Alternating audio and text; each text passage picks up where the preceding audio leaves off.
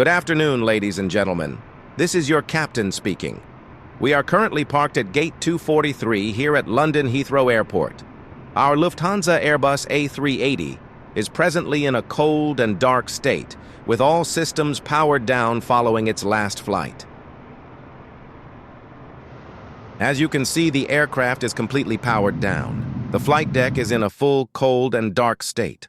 All displays are blank, the overhead panel shows no active lights or indications, and there's absolutely no electrical power or system activity anywhere in the cockpit.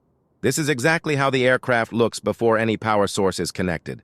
No life, no lights, and complete silence. In just a few moments, we'll begin configuring the A380 for departure, starting with our electrical power-up, APU start, and the essential pre-flight checks as we prepare for our scheduled flight to Amsterdam. Above the heads of the pilots lies what many call the aircraft's nerve center, the overhead panel.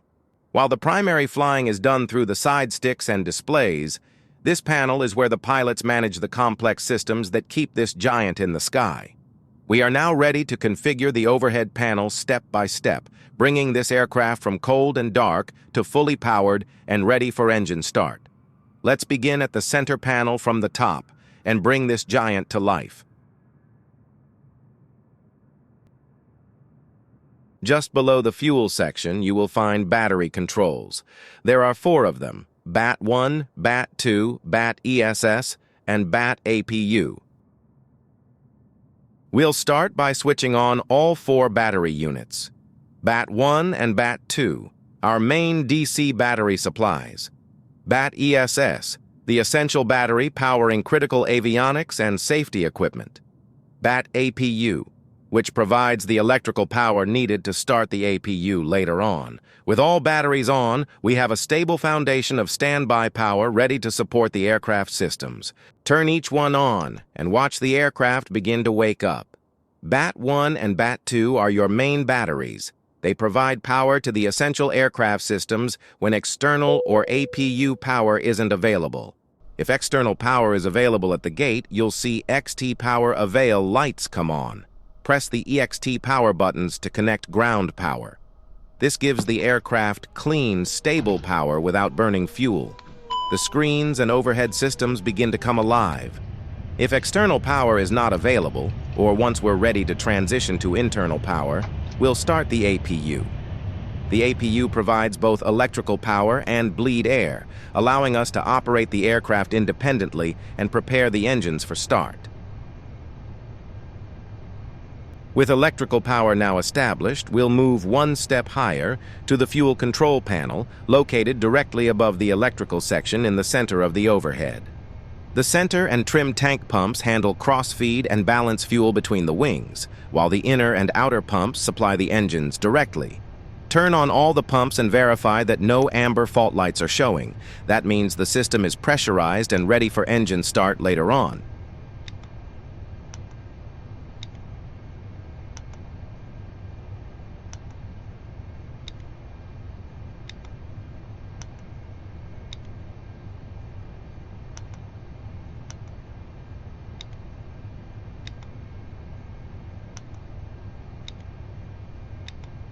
With our fuel system now active, it's time to awaken the aircraft's navigation brain, the ADIRS, or Air Data Inertial Reference System.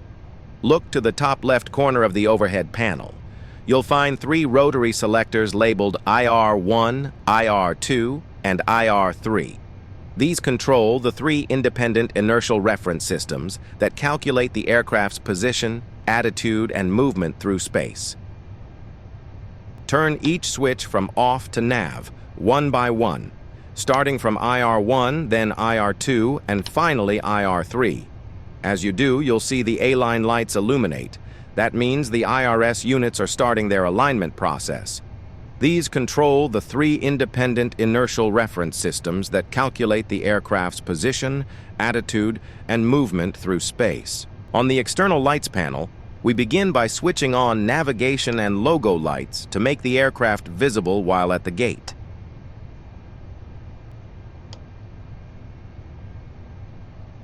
On the cabin signs, set seat belts on and no smoking to auto. Arm the emergency exit light to arm.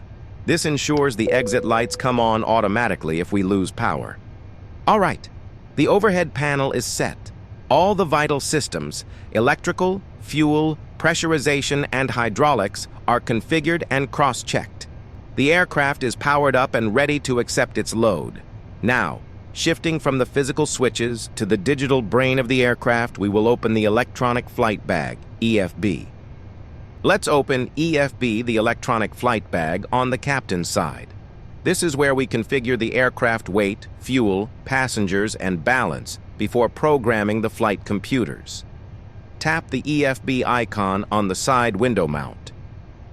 This is the main home page, the dashboard. It shows aircraft type A380-842, important information, weather, charts, maintenance, and the key button, Import SIM Brief Data. In this tutorial, the SIM Brief data is already loaded. Otherwise, tap Import SIM Brief Data, the light blue button. This pulls your active SIM Brief flight plan automatically, but only if your SIM Brief username is configured in the EFB settings. If it's your first time, tap the gear settings icon, bottom left, enter your SIM Brief username, not email. Press Save, then return to the dashboard. Tap Import SIM Brief Data again. On the EFB, tap the second icon on the left to open the dispatch page. This is the operational flight plan for EGLL to EHAM in the A380-800, Trent 97084, registration N388SB. At the top, we have the flight summary, airline and call sign, LA400, aircraft A380-842, departure EGLL to destination EHAM, planned departure time UTC, estimated block time 0:45, and route shown beneath with the full airway string. On the dispatch page, review the operational flight plan generated by SimBrief for our flight today from London Heathrow, EGLL, to Amsterdam Schiphol, EHAM, operating as Lufthansa Flight LH400. At the top of the OFP, you'll see our aircraft type, the A380-800 with engines Trent 970-84, followed by the planned departure and arrival times. The cruise system is Cost Index 137, and the total ground distance for today's flight is 223 nautical miles, with an air distance of about 200. Below that, the performance section shows the maximum takeoff weight of 575 tons and maximum landing weight of 395 tons. Our estimated weights for today are well within limits. Takeoff weight approximately 333 tons, and landing weight around 325.6 tons. This is a very light A380 for such a short sector, which will give us excellent performance. Further down the dispatch page, we come to the detailed fuel planning section. This is where SimBrief breaks down every fuel category required for today's flight from London to Amsterdam. The first line is our trip fuel, 8,178 kilos, covering 47 minutes of flight time to Amsterdam. Next is our contingency fuel, which in this case is 15 minutes of additional buffer, calculated as 2,583 kilos. This protects us from small deviations in routing, weather, or ATC vectors. Alternate fuel is 0 today, meaning Amsterdam is forecasted well within landing limits and no alternate airport is required. Right below that, we have our final reserve fuel, 4,500 kilos, giving us 30 minutes of holding at 1,500 feet above the airport. Adding these together gives us the minimum takeoff fuel, which is 15,266 kilos, with an endurance of 1 hour and 32 minutes. Next, we move to the Services tab of the EFB, where we manage all ground support equipment connected to the aircraft. This page gives us a full top-down view of the A380, along with all available service trucks and door controls. On the left side, we have options for opening the forward doors, attaching the jet bridge, and requesting the fuel truck. These are essential services during the early stages of pre-flight, especially while the aircraft is still unpowered or running on APU only. On the right side, we have the ground power unit, which provides external electrical power to the aircraft while the engines and APU are off. This is typically used during cold and dark operations, or when the airline prefers to save fuel by keeping the APU shut down. Below that, we have options to open the cargo doors and call the baggage truck, which handles the loading of checked luggage. Farther down, we have controls for the aft doors and the catering truck, which simulates the loading of onboard meals and galley equipment. All of these services can be toggled on or off depending on your needs during the pre-flight sequence. This page essentially gives us complete control over the aircraft's ground operations, ensuring that the A380 is fully supported, powered, and prepared before passengers begin boarding and before we continue with the rest of our setup. From the ground services menu, we only select the essentials needed to prepare the A380 for departure. All active support vehicles connected to the A380. The jet bridge is attached, fuel and baggage trucks are in position, catering is connected, and several aircraft doors are open for loading. The ground power unit is supplying external power so we can keep the aircraft energized without running the APU.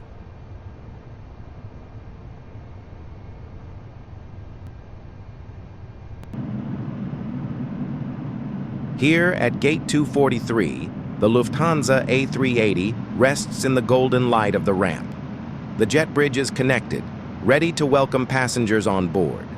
Beneath the giant wings, ground crews move with precision, loaders cycling baggage in and out, service trucks refreshing the cabin, and ramp staff guiding equipment into place. Every motion is coordinated, every task purposeful, as this super jumbo prepares for the next scheduled flight. Now we're on the payload page where we load passengers and cargo according to our flight plan. At the top, we have a full seating layout of the A380's main deck. The blue seats represent our planned load coming directly from SimBrief, in this case, 322 passengers. At the bottom, we choose our boarding speed, instant, fast, or real. For this tutorial, we'll use real, which simulates a realistic boarding time of about 13 minutes for the A380.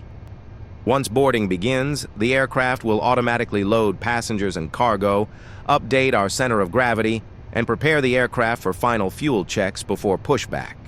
While loading is in progress, and all passengers and cargo are getting on board. Now, we're on the Fuel tab. Here we verify the fuel planned by our SimBrief dispatch. For today's flight, the system has already imported our required block fuel, which includes trip fuel, contingency, reserves, and taxi fuel. If needed, we can also request extra fuel. This might be for expected delays, weather concerns, extended taxi times, or simply company policy. To add extra fuel, we just adjust the value in the extra fuel field, and the system will automatically update our new block fuel total. Once we're happy with the numbers, we press Start Refuel. With the fuel truck connected, the aircraft will begin loading fuel, and the progress bar will rise until it reaches the planned amount. When the value turns green, refueling is complete. While loading and fueling in progress, we move down to the MCDU and begin programming the aircraft. Let's take a quick look at the ECAM system pages to confirm the aircraft's configuration. On the left and right screens, we have the data status page showing important technical information for the A380. At the top, we see the aircraft type, the A380-800, and below that, the installed engine model, the Rolls-Royce Trent 972. The navigation database is also displayed here, confirming that the active ARAC cycle is correctly loaded. Both FMGCs show the same cycle, which means our navigation data is up to date for today's flight. In the center screen, we have the door and oxygen page. This shows the status of every cabin door on both the main and upper decks. Green doors indicate that they are closed and secured, while any amber door, like you see at the forward entry, means it is still open for last-minute boarding of passengers from a connecting flight and gate crew interaction with the flight crew. On the right side of this page, we have the oxygen pressure for both the cockpit and the cabin, confirming that the system is properly pressurized before departure. At the bottom, the ECAM also displays key information such as the aircraft's gross weight, fuel on board, and center of gravity percentage, all updated live based on our loading and fueling. To program MCDU, we need to make sure that we are working on FMS1, which is the active flight management system for the captain's side. At the top left screen, we open the FMS1 menu and select Init. This brings us to the initialization pages where the route import will take place. We're now on the active Init page of FMS1, which is the starting point for loading our flight plan. At this stage, nothing has been entered yet. You can see all the fields for flight number, route, alternate, cruise altitude, and cost index are blank. Instead of typing any of this manually, we will use the A380's built-in company route import feature.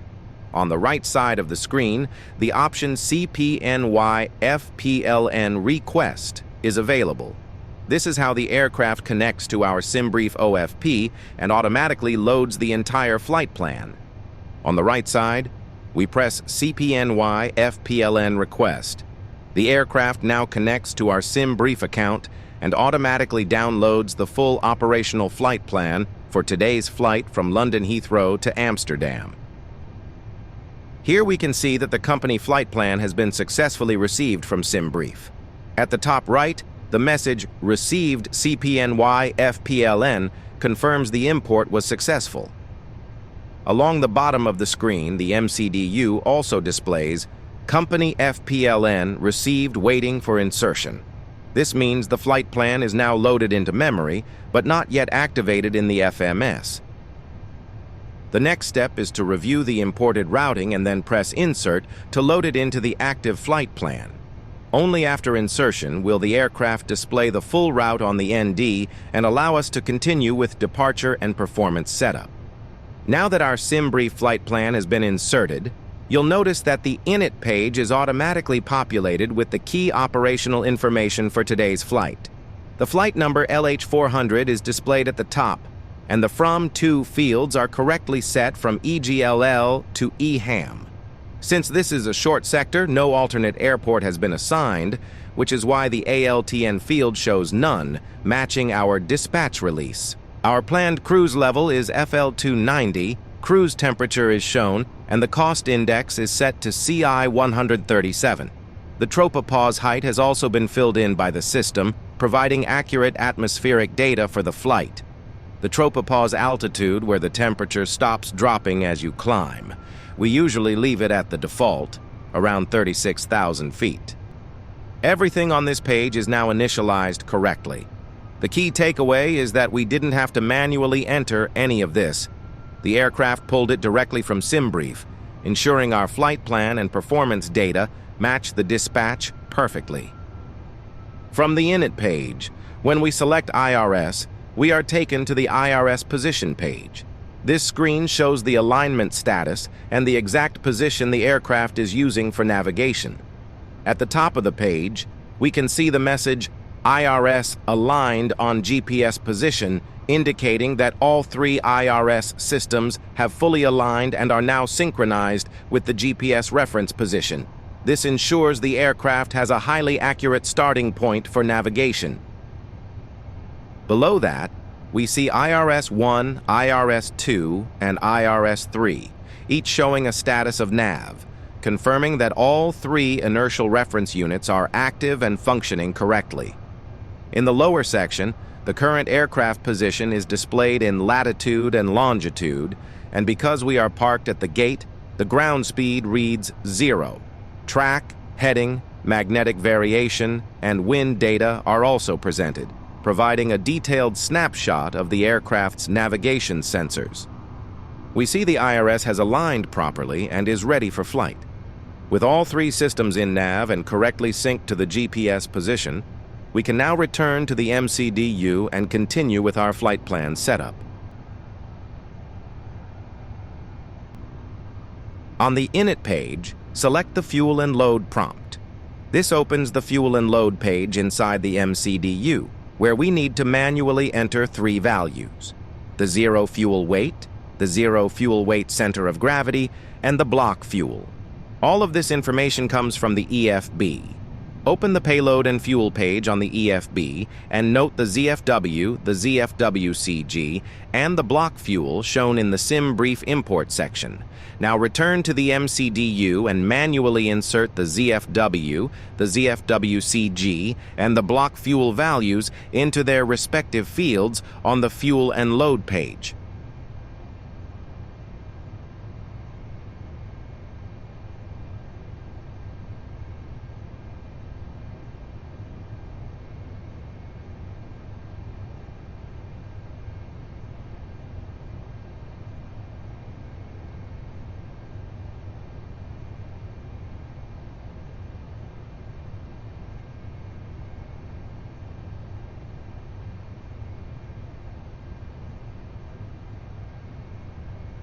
With the weight and fuel data now set, we can continue with the rest of the MCDU initialization, including routing, flight plan verification, and performance setup.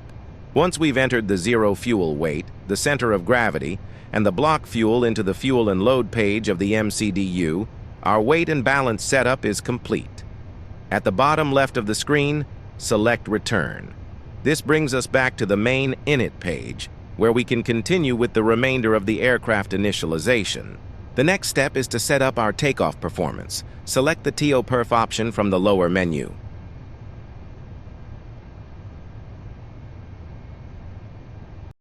Here we're using SimBrief to calculate the takeoff performance for our A380 departing London Heathrow. We need to input aircraft type A380, departing airport EGLL, runway 27R, and takeoff weight.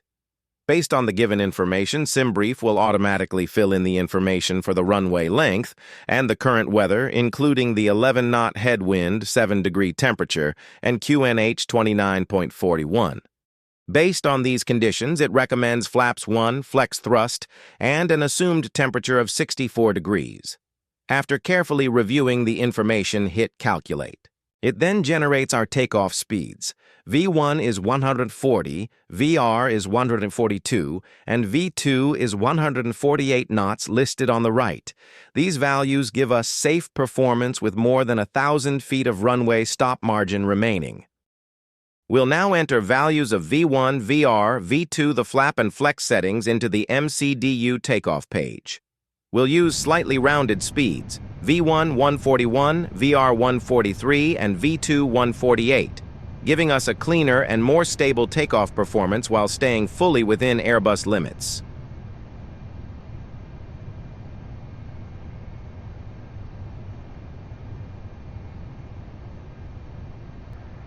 THS, Trim Horizontal Stabilizer Setting. To find the correct trim value, we look at the aircraft status area under the Oxygen page. Here we can see the current GWCG, which is the gross weight center of gravity. For this flight, the CG is showing 36.4%. Now we simply match this CG value with the THS scale shown on the takeoff page. If the CG is around 34%, the system usually gives us a trim setting of approximately plus 0.5 degree nose up.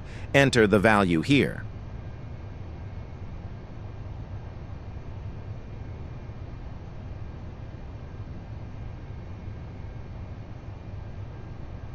Returning back on Init page, we press the Departure key. This takes us to the active/FPLN/departure page. Here the FMS is asking us to choose which runway we will be departing from at Heathrow, and then the correct SID that matches our SimBrief routing. You can see our departure airport already shown as EGLL. First, we select the runway.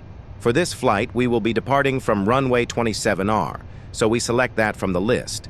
Next, we choose the SID that matches our SimBrief OFP.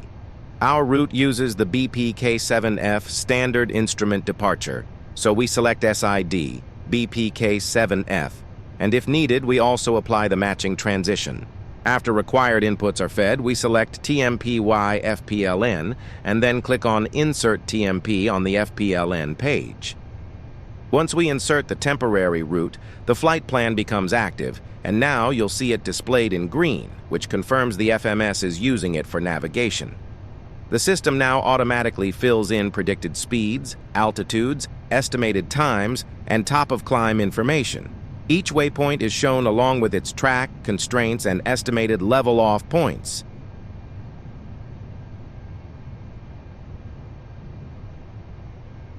On the right-hand side is the vertical profile view, showing how the aircraft will climb through the SID and up to our cruise altitude, FL 290.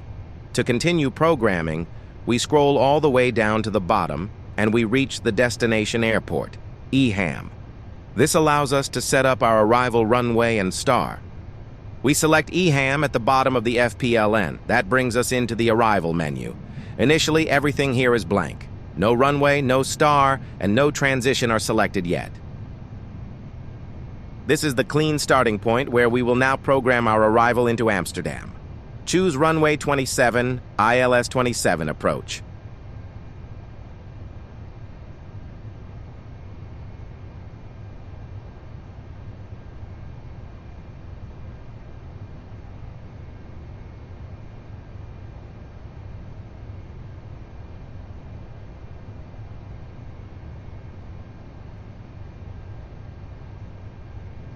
Choose Sugol as Valle and star Red F1A.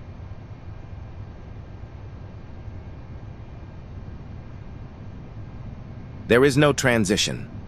The system creates a temporary flight plan, and after verifying, we press Insert to activate it. Arrival programming is now complete. Before we finalize our routing, it is important to scroll through the entire flight plan from top to bottom to verify that all waypoints, altitude constraints, and route connections have been loaded correctly. Review each waypoint. We check that the star joins correctly with the en route section and that the approach path connects smoothly all the way to the runway. If during this review we find a discontinuity, shown as a dashed line or the word discontinuity in the flight plan, that simply means the FMGS cannot automatically connect two segments of the route. To fix it, we highlight the waypoint below the discontinuity by pressing its line selectee, then we paste it over the discontinuity line. This clears the break and gives us a continuous route. On the EFB, we're in the Navigation and Charts section. Select the departure airport, EGLL. Since I'm not connected to Navigraph, the tablet isn't able to load any charts. That's why it's showing there is no chart to display. Once Navigraph is linked, this page will display all your SIDs, stars, taxi charts, and approach plates directly on the tablet. Here, the full routing is displayed visually. Altitude restrictions, initial headings, speed limits, and the overall path toward the Brookmans Park, BPK transition. This step is extremely important for situational awareness. It lets us verify that the procedure loaded into our FMS matches the real-world chart. Now that our FMS programming is fully complete, the next step is to configure the front panel, also known as the FCU or glare shield. This ensures the aircraft is ready to follow our route and comply with departure restrictions. Based on the BPK 7F departure out of Heathrow, the initial altitude clearance is 6,000 feet as dialed in the altitude window.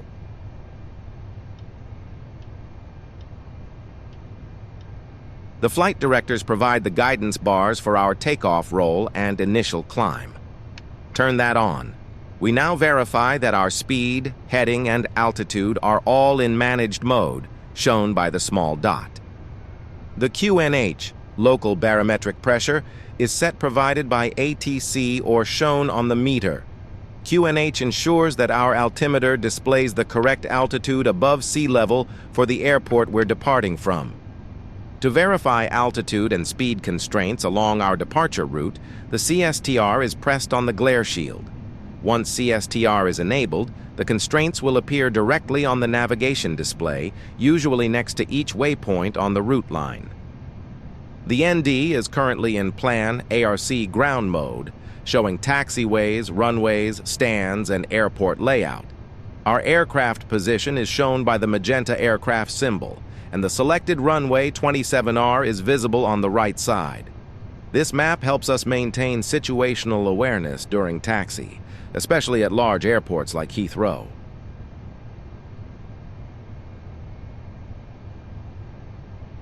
On the overhead panel, locate the APU section. First, turn on the APU master switch.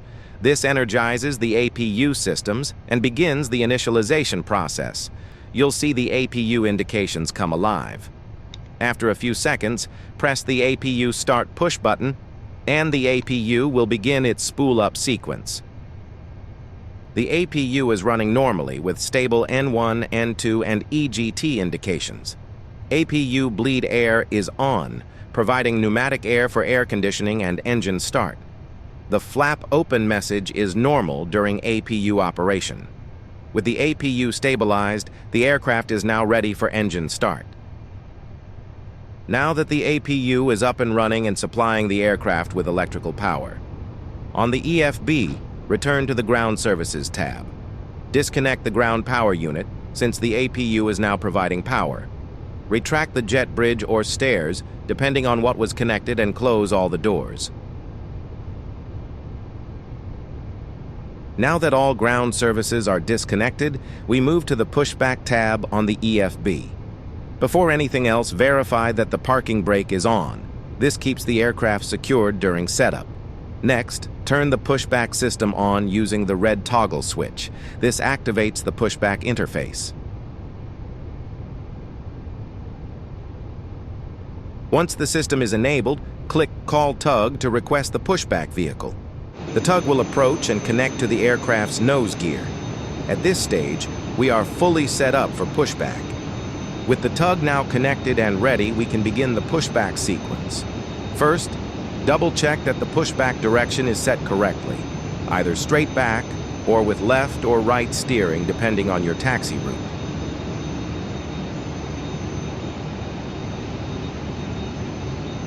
Now click Start Pushback. The tug will begin pushing the A380 smoothly away from the stand. Monitor the movement on the EFB map and adjust direction if needed. Once ready, release the parking brake. You'll see the indicator switch from red to off, confirming the aircraft is free to move.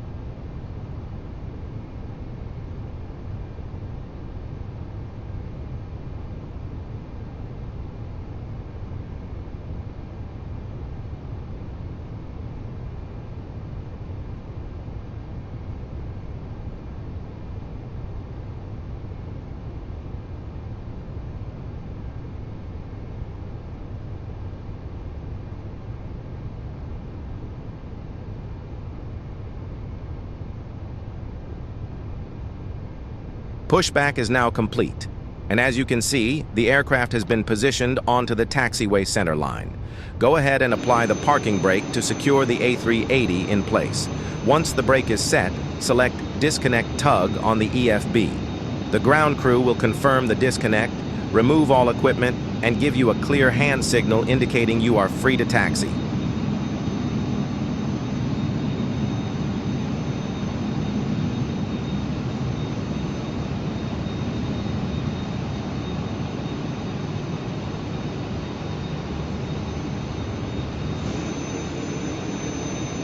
With the aircraft now fully positioned on the taxiway and the tug disconnected, the last step is to turn off the pushback system. Simply switch the pushback system toggle to off, confirming that ground handling is complete and the aircraft is now fully under our control. We are ready to start the engine now.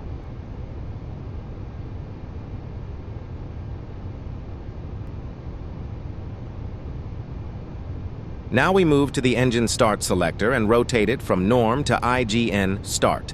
This arms the start system and prepares the aircraft for the automatic start sequence. Starting engine 2. We begin with engine 2. Set the engine mode selector to IGN start. Now move engine 2 master switch to on. You'll N2 begin to rise, fuel is introduced, EGT increases, and once the engine stabilizes, we get engine 2 avail on the ECAM.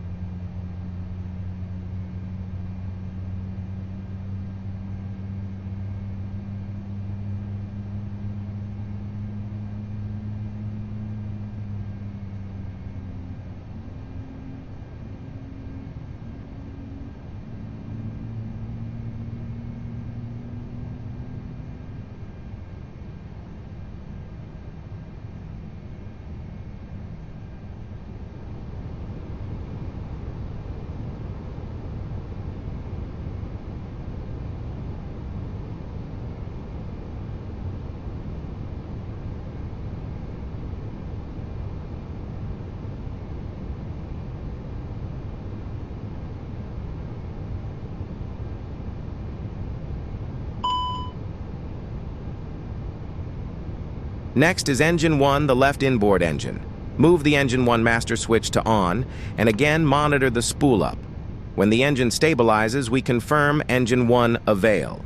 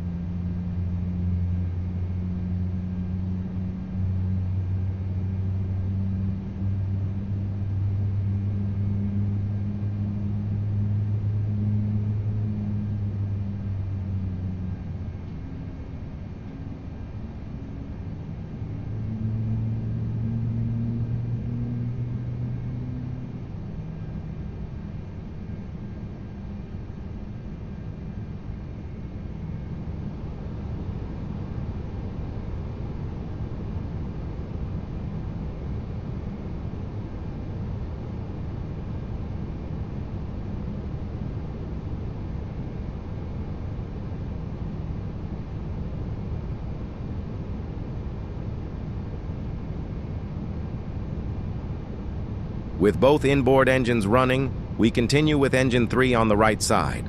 Master switch to on, monitor the start, and wait for engine 3 avail.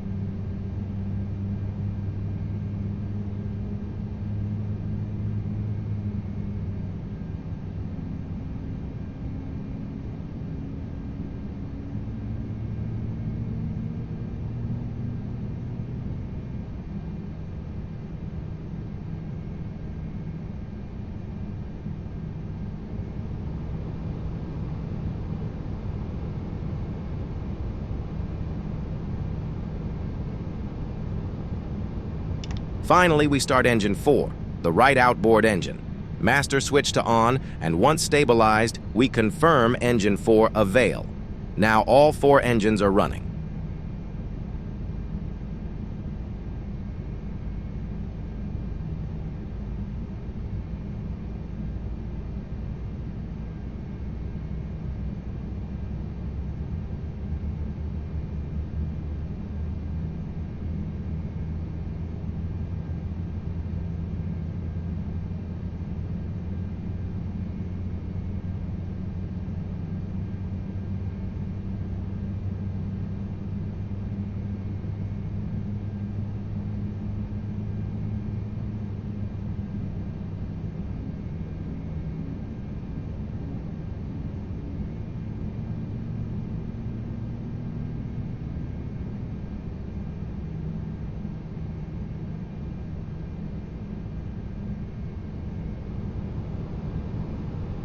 As we can see on the ECAM, we have a serve XPDR STBY message.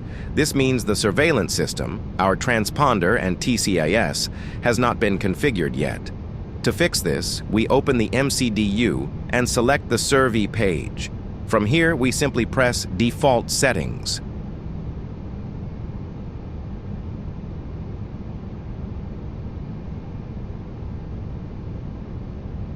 With the engines online, return the engine mode selector to norm, turn APU, bleed off, turn APU, master off, turn on taxi light. We are now ready to taxi.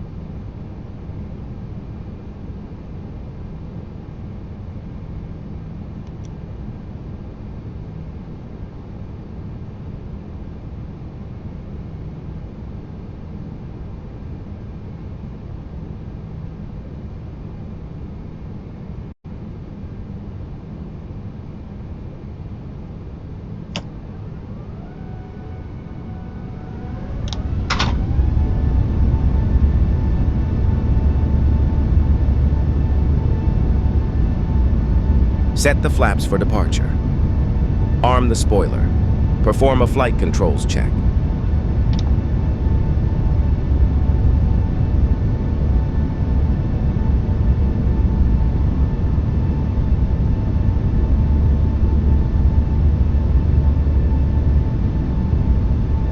Now that all 4 engines are stable, we complete our post-engine start flow.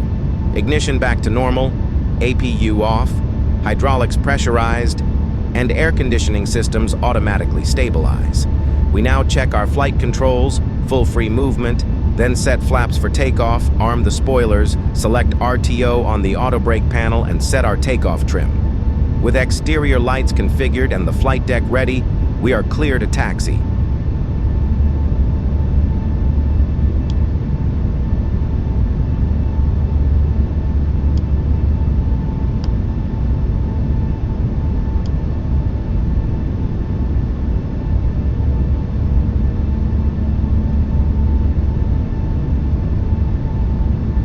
This completes the cold and dark to engine start phase of the fly-by-wire A380. The aircraft is now fully powered, configured, and the engines are running normally. In the next episode, we'll move on to taxi, lineup, and takeoff as we depart London Heathrow and begin our flight to Amsterdam Schiphol. Thank you for watching, and I'll see you in the next episode.